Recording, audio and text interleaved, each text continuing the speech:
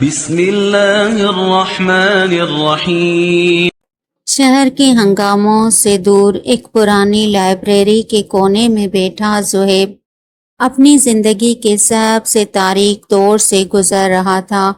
اس کے ہاتھ میں ایک پرانی ڈائری تھی جس میں اس نے اپنی ناکامیوں، ٹوٹے ہوئے خوابوں اور اپنوں کی بے رخی کا حساب لکھ رہا تھا۔ زہیب ایک کامیاب بزنس مین بننا چاہتا تھا، لیکن پچھلے 2 سالوں میں اسے صرف نقصان، دھوکہ اور تنہائی ملی تھی۔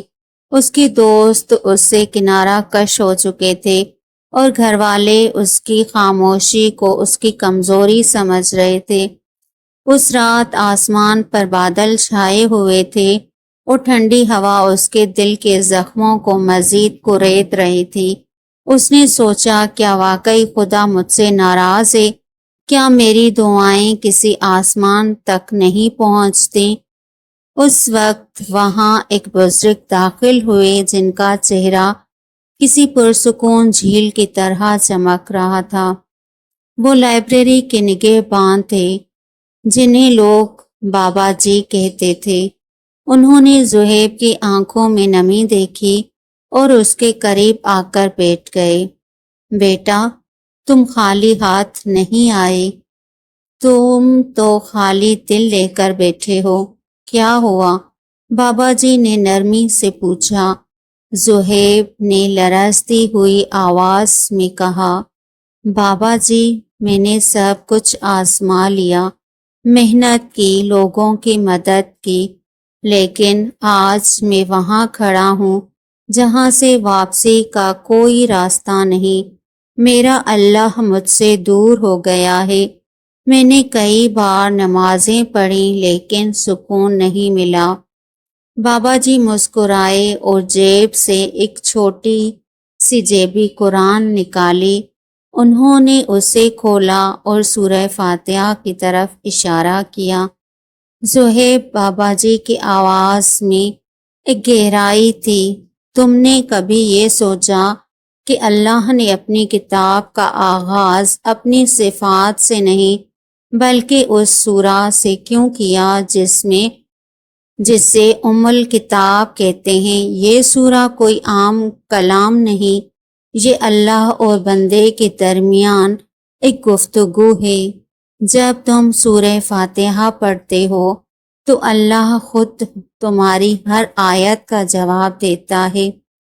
زہیب حیران ہو کر سننے لگا۔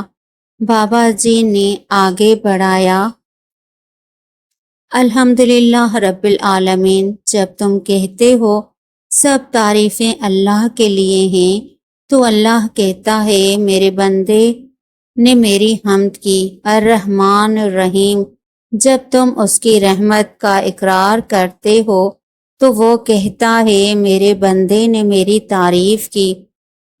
مالک یوم الدین، جب تم قیامت کے مالک کا ذکر کرتے ہو تو وہ کہتا ہے میرے بندے نے مجھے بزرگی دی۔ بابا جی کی آنکھوں میں آنسو تھے۔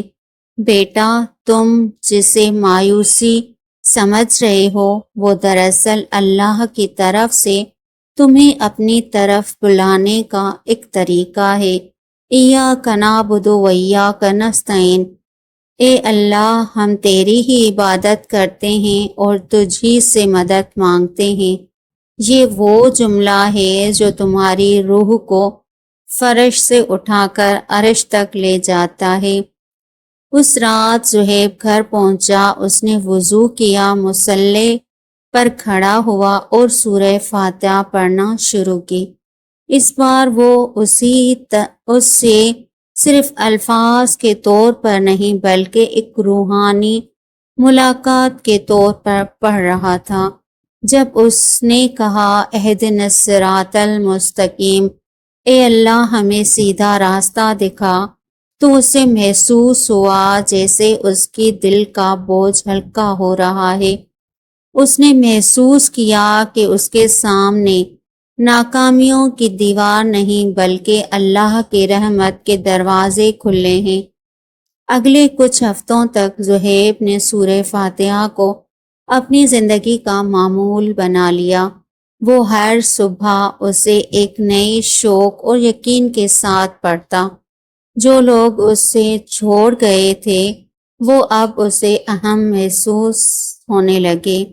اس نے دوبارہ چھوٹے پیمانے پر کام شروع کیا۔ اس بار اس کا مقصد منافع نہیں بلکہ اللہ کی رضا تھی۔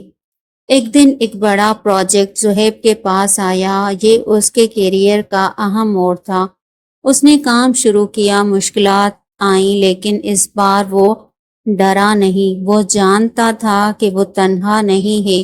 سورہ فاتحہ کی ہر آیت اس کے لیے ایک ڈھال بن گئی تھی۔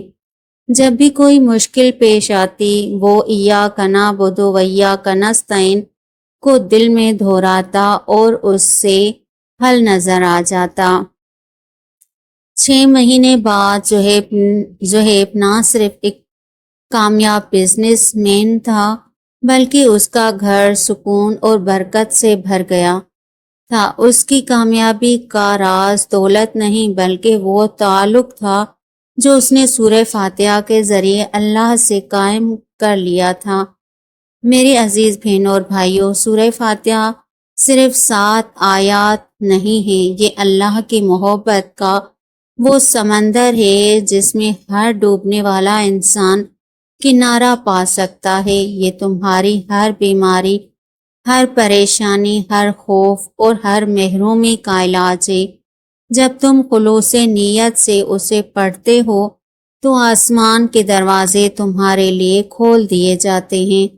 آج سے جب بھی تم نماز پڑھو یا تنہائی میں بیٹھے ہو، اس سورہ کو اتنی توجہ سے پڑھو جیسے اللہ تمہارے سامنے موجود ہے اور تم اس سے بات کر رہے ہو۔ یاد رکھو، جو اللہ سے سورہ فاتحہ کے ذریعے بات کر لیتا ہے اسے دنیا میں کسی اور سے مدد مانگنے کی ضرورت نہیں پڑتی۔